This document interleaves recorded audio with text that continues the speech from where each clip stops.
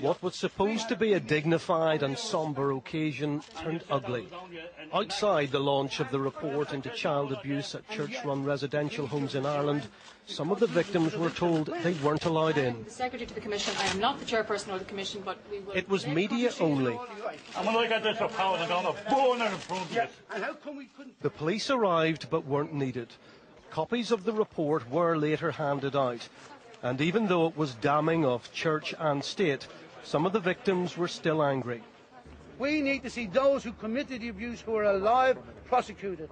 We need to see those in the hierarchy of the church and the religious orders brought to the criminal courts. The abuse happened over the course of 60 years at residential homes run by Catholic religious orders. This footage gave a glimpse of the regime, but not what really happened. Ireland's most vulnerable children, many of them orphans, some of them disabled, attacked by the very people who should have been looking after them.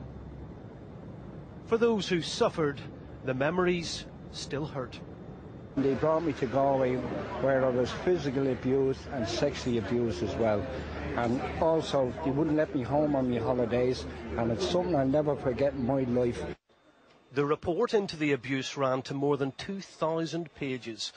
It said that sexual abuse was endemic in boys' institutions.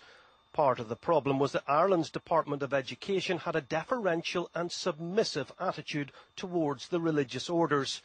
The report said there was a culture of silence. Tonight, the Catholic Church in Ireland apologised and said it was deeply ashamed. But what about the offenders being prosecuted? Already there have been some people prosecuted. If there is other evidence which would lead to prosecutions, well, that evidence should be brought forward. And establishing the truth is a very important part in this healing process. All the residential homes where the abuse took place have now been closed. It's been described as a day of shame for Ireland, and another one is coming soon. A second report is due to be published during the summer. Ireland may now be a modern, progressive country, but the past still casts a long shadow. Mark Simpson, BBC News, Dublin.